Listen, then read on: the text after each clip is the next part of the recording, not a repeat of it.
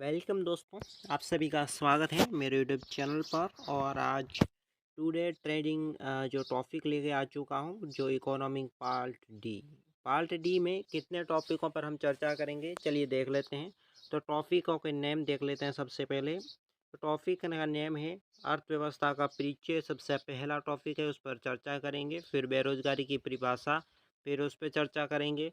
फिर हमारा तीसरा टॉपिक होगा निर्धनता से क्या तात्पर्य है, निर्धनता के प्रकार, आर्थिक बाजार, बाजार मांग, मांग का नियम और बाजार के प्रकार।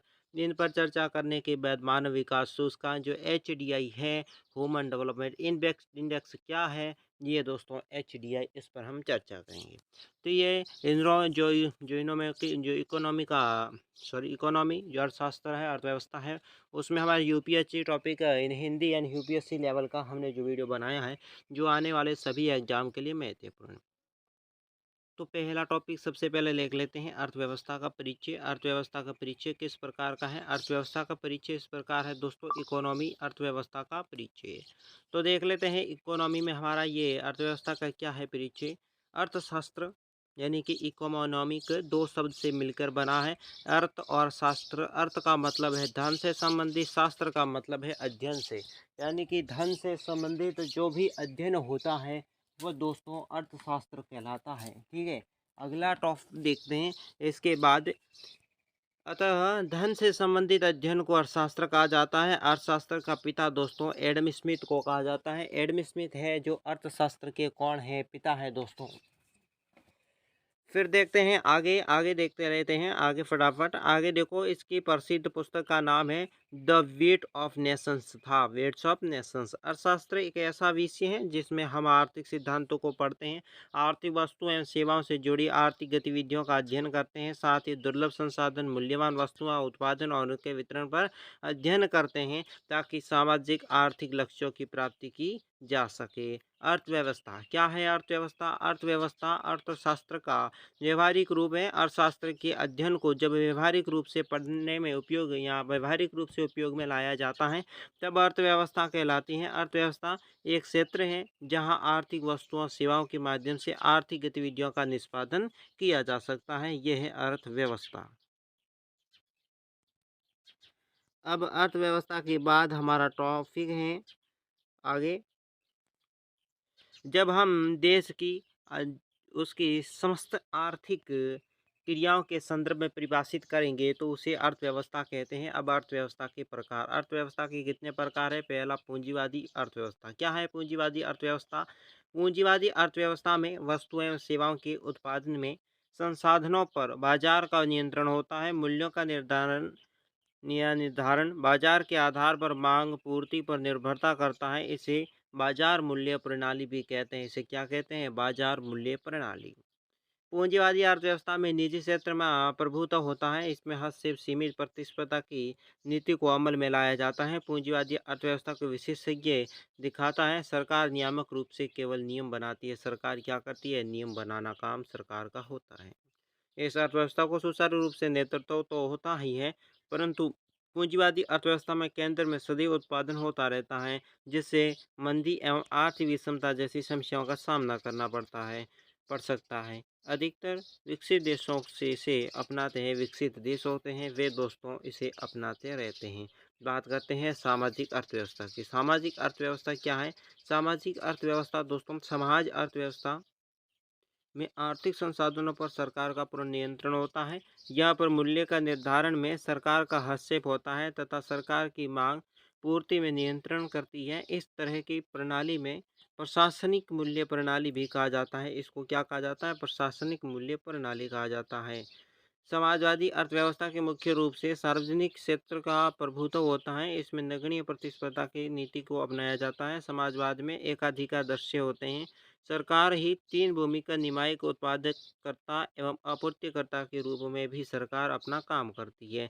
समाजवादी अर्थव्यवस्था में केंद्र के उत्पादन के स्थान पर वितरण के नाम रखा रखा जाता है, वितरण के रखा जाता है, जिससे मुद्रास्फीति एवं राजकोषीय घाटा जैसी समस्याएं हैं उसका सामना करना पड़े और ऐसी अर्थव्यवस्था का नेतृत्व आभार या अभाव होता है। बात करते हैं तीसरी अर्थव्यवस्था, मिश्रित अर्थव्यवस्था। जो तीसरी अर्थव्यवस्था है, ये मिश्रित अर्थव्यवस्था क्या है? मिश्रित अर्थव्यवस्था में पूंजीवादी एवं साम्यवादी या समाजवादी में मिश्रित होती है। ये कुछ आर्थिक क्रियाकलापों पर बाजार एवं कुछ पर सरकार का नियंत्रण होता है। मूल्य निर्धारण बाजार सरकार दोनों द्वारा किया जाता है। सरकार नियामक रूप से कार्य करती है। वर्तमान समय में भारत में मिश्रित अर्थव्यवस्था लागू है। भारत में कौन सी अर्थव्यवस्था है दोस्तों? मिश्रित अर्थव्यवस्था। यह अर्थव्यवस्था कम विकसित है। विकसित विकासशील देशों के लिए अधिक प्रचलित है, कम विकसित और विकासशील देशों के लिए बहुत प्रसिद्ध है। बात करते हैं बंद अर्थव्यवस्था।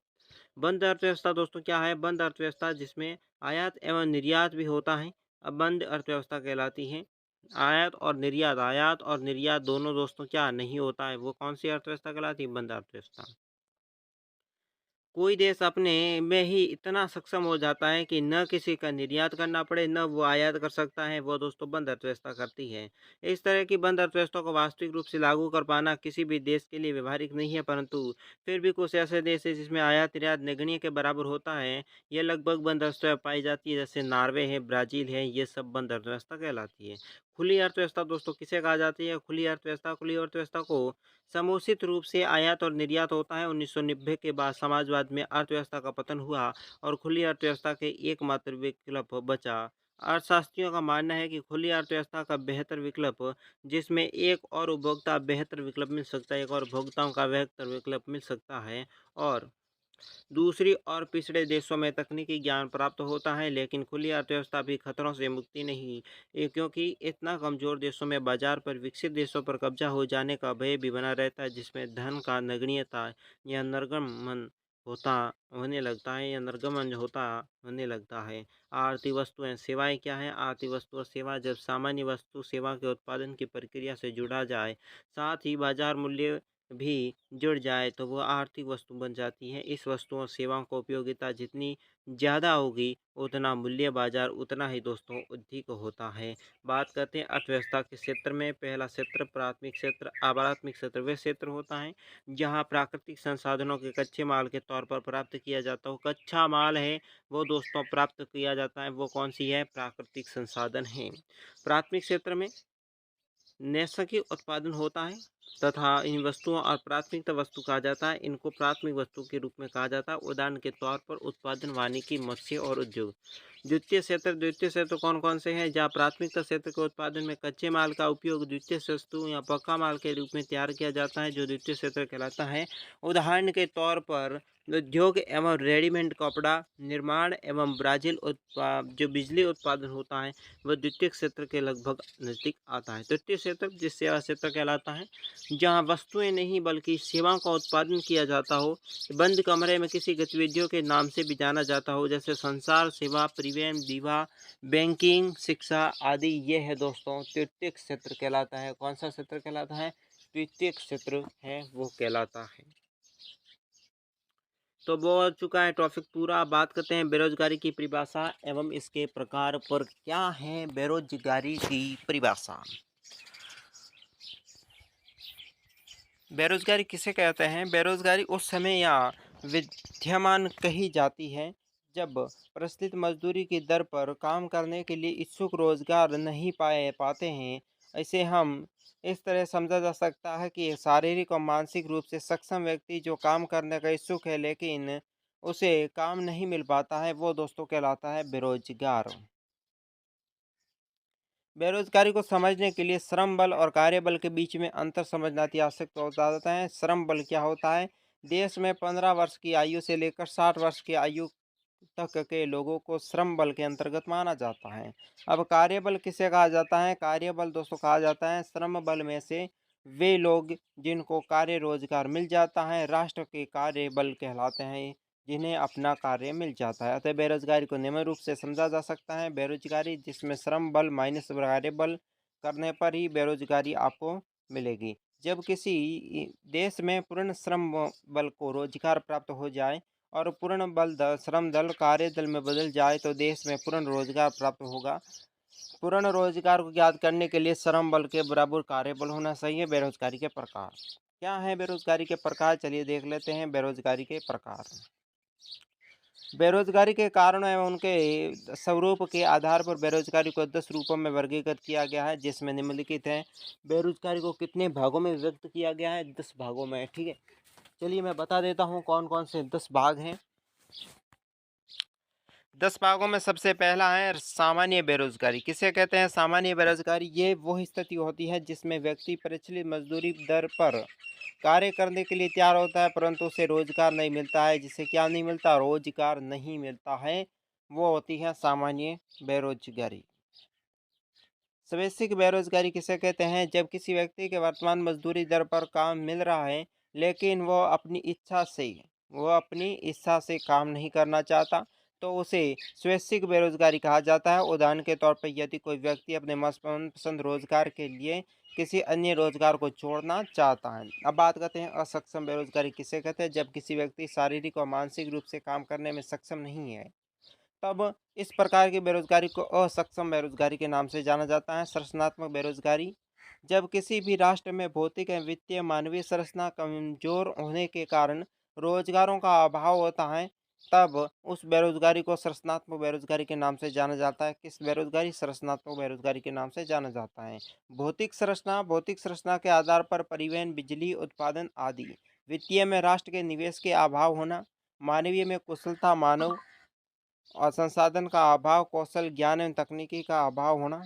और फिर प्रच्छन्न बेरोजगारी किसे कहते हैं? जब किसी राष्ट्र में किसी भी कार्य स्थल पर आवश्यकता से ज़्यादा लोग नियोजित हो जाते हैं, इस स्थिति में अतिरिक्त कार्यबल हैं, इस पर्सल बेरोजगारी के अंतर्गत रखा जाता है। इस प्रकार की बेरोजगारी को ग्रामीण क्षेत्रों में कृषि में पाई जाती है। अगर कुछ लोगों को कम भी कर दिया जाता है, तो उत्पादन में भी कमी नहीं आएगी। मौसमी बेरोजगारी क्या होती है? मौसमी बेरोजगारी के अंतर्गत कार्य समूह को साल में कुछ भी महीनों के लिए कार्य नहीं मिलता, बाकी महीनों के लिए उन्हें कार्य मिल जाता है, मौसमी बेरोजगारी कहलाती है। शिक्षित बेरोजगारी क्या होती है? शिक्षित बेरोजगारी शहरी क्षेत्र में पाई जाती है। इस क्षेत्र में बेरोजगारों को शिक्षित कार्य के समूह के लिए रोजगार पाने में असमर्थता मिल जाती है, यानी उन्हें शिक्षा होने के बावजूद भी बेरोजगार बैठे रहते हैं, वे होते हैं। चक्रीय बेरोजगारी क्या है? इस अर्थव्यवस्था में चक्कर में मंदी का दौर आता है। इस मंदी में उत्पादन प्रभावित होता है तथा उत्पादन प्रभावित होने से रोजगार प्रभावित होता है। ज़्यादातर विकसित देश होते हैं, वहाँ ये दोस्तों पाई जाती है चक्रीय बेरोजगारी।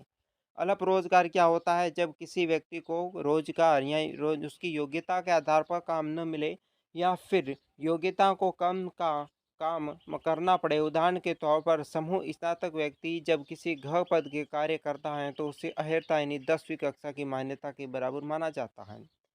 बात करते हैं घोषणात्मक बेरोजगारी, 10वीं बेरोजगारी। ये अर्थव्यवस्था की आने वाली निम्न परिवर्तनों को उत्पन्न करती है। जब किसी व्यक्ति को रोजगार में परिवर्तन की इच्छाएं हो हेतु उनका वर्तमान रोजगार को छोड़ना पड़ता है, या जब कोई व्यक्ति कंपनी बंद कर नई कंपनी खोली जाती है, जब किसी उद्योग के उत्पादन में मांग किन्हीं कारणों से फैशन से कम हो जाती है, या ऐसी स्थिति में थोड़े समय के लिए रोजगार उत्पन्न होता है, जिसमें घोषणात्मक बेरोजगारी कहते हैं। इस प्रकार की बेरोजगारी अधिकतर विकसित देशों में पाई जाती है। बेरोजगारी का मापन हम किस प्रकार करेंगे? चलिए देख लेते हैं। सबसे पहले रोजगार का मापन, बेरोजगारी का मापन किस प्रकार करने के लिए 1970 में भगवती समिति बनाई गई थी। इस समिति की सिफारिश के आधार पर बेरोजगारी का मापन करने के 3 तरीके बनाए गए थे भगवती समिति ने। पहला था दीर्घकालीन बेरोजगारी। यदि किसी सर्वेक्षण वर्ष में किसी व्यक्ति को 183 दिन यानी कि 8 घंटे प्रतिदिन रोजगार नहीं मिलता हो, तो वह व्यक्ति दीर्घकालीन बेरोजगारी के अंतर्गत आता है। वर्तमान समय में 193 दिन में मानक को बदलकर 273 दिन तक कर दिया जाता है। साप्ताहिक बेरोजगारी किसे कहते हैं? यदि किसी भी व्यक्ति में सप्ताह के एक दिन यानी 8 घंटे का काम न मिले, तो साप्ताहिक बेरोजगारी के अंतर्गत रखा जाता है। दैनिक बेरोजगारी क्या होती है? यदि किसी भी व्यक्ति को प्रति आधे घंटे दिन यानी कि 4 घंटे का काम न मिले, तो उसे दैनिक बेरोजगारी के अंतर्गत रखा जाता है। तो ये होगी बेरोजगारी का आपका टॉपिक। नया टॉपिक निर्धनता, क्या क्या अभिप्राय है, निर्धनता के प्रकार और उनके क्या तात्पर्य है निर्धनता के बारे में। तो निर्धनता के सबसे पहले हम परिभाषा जान लेते हैं। निर्धनता वो स्थिति या स्तर होता है जहाँ पर व्यक्ति को आय और उसको आय इतनी कम हो जाती है कि व्यक्ति अपनी आधारभूत ज़रूरतों को पूरा करने में सक्षम नहीं हो पाता है। वर्तमान समय में निर्धनता के आकलन के लिए उपभोक्ता एवं व्यय विधि दोनों का प्रयोग सरकारों द्वारा किया जाता है। सरकार में निर्धनता की बड़ी समस्या है। बात करते हैं निर्धनता के प्रकार। तो निर्धनता मुख्य रूप से दो प्रकार है। कितने प्रकार हैं? दो प्रकार है। कौन कौन से दो प्रकार हैं? निरपेक्ष निर्धनता, सापेक्ष निर्धनता। बात करते हैं निरपेक्ष निर्धनता के बारे में। तो निरपेक्ष निर्धनता वो स्तर होता है जहाँ व्यक्ति अपनी आधारभूत जरूरत है जिसमें रोटी, कपड़ा, मकान पूरी करने में सक्षम न हो। इसके अंतर्गत एक सुनिश्चित मापदंड तय किया जाता हो और इस पूर्व निर्धारण मापदंडों के नीचे के स्तर में लोगों को गरीब माना जाता है। इस तरह के यहाँ निर्धनता रेखा के तय करा जाता है। निरपेक्ष निर्धनता का मापन विधि हैंड काउंट विधि भी कहा जा सकता है। भारत में निर्धनता रेखा तय सीमा की दो विधियां हैं। एक है कैलोरी अंतर्गहनता और दूसरी न्यूनतम उपभोक्ता व्यय। कैलोरी अंतर्गहनता क्या है? कैलोरी अंतर्गहनता भारत में निर्धनता रेखा का निर्धनता पोषण के आधार पर किया जाने वाला पोषण का आधार कैलोरी को बनाया जाता है। एक व्यक्ति को प्रतिदिन कितने कैलोरी भोजन उपलब्ध होना अति आवश्यक है। इसलिए ये तय करके निर्धनता रेखा निर्धारण की जाती है। इस कार्य के लिए वर्ष 1990 में लकड़ावाला समिति का गठन भी किया गया था। लकड़ावाला क्या है समिति? कैलोरी के अंतर्गत विधि में सबसे पहले लकड़ावाला समिति ने यह तय किया गया था कि गांव में 2400 कैलोरी दिन, शहर में 2100 कैलोरी दिन से कम यदि किसी को प्राप्त होता है भोजन तो वो गरीब रेखा के माना जाता है, वो गरीब व्यक्ति माना जाएगा। इस कैलोरी के आधार पर पैसों का आंकलन भी किया गया है जिसमें अलग अलग राज्य में कीमतें अलग अलग होती है। प्रत्येक राज्य में केंद्र शासित प्रदेशों में अलग अलग 32 और उस पर 25 राज्य और 7 केंद्र शासित प्रदेशों है। निर्धनता रेखा निर्धारण की गई 1993 में अपनी पहली रिपोर्ट दी थी जिसमें भारत में कुल 36% लोग निर्धनता रेखा के नीचे पाए जाते हैं। वर्ष 1997 में 9वीं पंचवर्षीय योजना में लकड़वाला समिति की सिफारिश पर अपनाया गया था कि इस पंचवर्षीय योजना के अंत में 2002 से 2003 तक पुनः इस समिति के आधार पर निर्धनता का आकलन किया जाएगा जिसके आधार पर भारत में निर्धनता का आंकड़ा घटकर 26% पाया गया जो कि वास्तविकता से परे था। इसके बाद इस समिति के निर्धनता आकलन की विधि का आलोचक शुरू हो चुका था। न्यूनतम उपभोक्ता व्यय क्या है? यदि एक व्यक्ति के प्रतिदिन न्यूनतम व्यय की जरूरतों के आधार पर निर्धनता रेखा का निर्धारण किया जाता हो। लकड़ा समिति के कैलोरी के अंतर्गत विधि का आलोचना के बाद निर्धनता रेखा का निर्धारण के रूप में सुरेश तेंदुलकर समिति का गठन 2003 में किया गया था। सुरेश तेंदुलकर समिति का फिर सुरेश तेंदुलकर समिति वर्ष 2003 के बाद नए सिरे से निर्धनता मापन यानी कि मापदंड लेकर आए जिसका नाम न्यूनतम उपभोक्ता व्यय था, जिसके न्यूनतम उपभोक्ता व्यय के टोकरी की संकल्पना के आधार पर दिया गया था। न्यूनतम उपभोक्ता की टोकरी जिसमें अनाज, दालें, सब्जियां, दूध, तेल, चीनी आदि वो खाद्य वस्तुएं शामिल है जिसमें जरूरतमंद कैलोरी प्रदान की जाती हैं, जिसमें सब बुनियादी आवश्यकता को रखा गया था। वर्ष 2011-12 में अपनी रिपोर्ट प्रस्तुत करता है। ग्रामीण क्षेत्रों में 27 रुपये दिन, शहरी क्षेत्रों में 33 रुपये दिन से कम व्यय करने वाला व्यक्ति गरीब कहा जाता है। सुरेश तेंदुलकर के अनुसार वर्ष 2004-5 में निर्धनता 36.2% थी जिसमें 2011-12 में घटकर 21.9% रह गई। सुरेश तेंदुलकर के अनुसार सबसे ज़्यादा गरीब की संख्या वाले राज्य उत्तर प्रदेश में 5.5 करोड़, बिहार में 4.5 करोड़, मध्य प्रदेश में 3 करोड़ हैं। लेकिन निर्धनता का सबसे ज़्यादा प्रतिशत वाला राज्य झारखंड था जिसमें 47.9% जनसंख्या गरीब थी। रंग राज्य समिति वर्ष 2012 में योजना आयोग के द्वारा न्यूनतम उपभोक्ता व्यय विधि की सिफारिश के जांचने के लिए बनाया गया था। इस समिति ने तेंदुलकर समिति के तरीके को सही बताने और उसे कुछ सुधार भी किया है। गाँव में 32 रुपये दिन एवं शहर में 47 रुपये दिन निर्धनता रेखा पर आधार पर माना जाता है। सापेक्ष निर्धनता क्या होती है? सापेक्ष निर्धनता का आकलन एक राष्ट्र का अन्य राष्ट्र के साथ आकलन किया जाता है जिसमें संयुक्त राष्ट्र यूएन के अनुसार यदि किसी व्यक्ति में प्रतिदिन 1.90 से $1.90 में से कम अपना जीवन यापन करता है तो वो गरीब रेखा के नीचे माना जाएगा। इसी आकलन पर संयुक्त राष्ट्र संघ ने प्रतिवर्ष राष्ट्र की निर्धनता की सूची प्रकाशित भी की थी। ये हो चुकी निर्धनता का टॉपिक पूरा। आर्थिक बाजार, बाजार की मांग, बाजार के नियम, बाजार के प्रकार।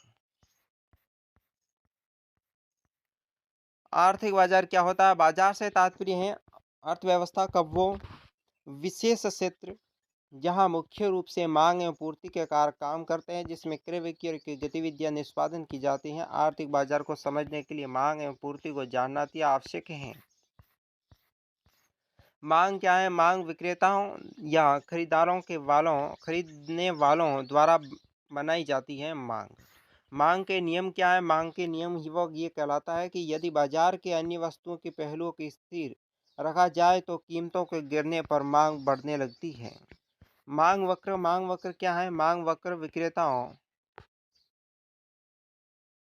के व्यवहार पर निर्भर करता है। नीचे चित्र में मांग वक्र को दर्शाया गया है, जिसमें दो बिंदुओं A1 A2 बाजार में दो भिन्न भिन्न स्थितियों को बताता है। ठीक है, मांग वक्र कुछ नहीं है, एक ग्राफ है, ग्राफ को छोड़ देते हैं। मांग की मात्रा घट जाती है तो उपभोक्ता वस्तु के मूल्य बढ़ जाने के कारण खरीदारी न करने की मानी जाती है। पूर्ति क्या है? पूर्ति देख लेते हैं। विक्रेताओं द्वारा बनाई गई मांग विक्रेता एवं बेचने वाले द्वारा पूर्ति की जाती है। पूर्ति के क्या है नियम? पूर्ति का नियम ये कहलाता है कि यदि बाजार में अन्य सभी पहलुओं में स्थिर रखा जाए तो पूर्ति एवं मूल्य धनात्मक संबंध होता है। अर्थात यदि किसी वस्तु एवं मूल्य बढ़ जाए तो पूर्ति वस्तु की पूर्ति उपलब्धता भी पूर्ति के साथ साथ बढ़ जाती है। पूर्ति वक्र विक्रेताओं पर निर्धारित करता है। यदि समय विक्रेताओं से अधिक मूल्य प्राप्त करता है या वे विक्रेताओं को पूर्ति को बढ़ा देता है, परंतु यदि विक्रेताओं को कम मूल्य प्राप्त हो तो वह वस्तुओं की पूर्ति को कम कर देता है। नीचे ग्राफ में पूर्ति वक्र को दर्शाया गया था, ये ग्राफ नहीं है हमारे पास। ठीक है, तो चलिए चलते हैं इस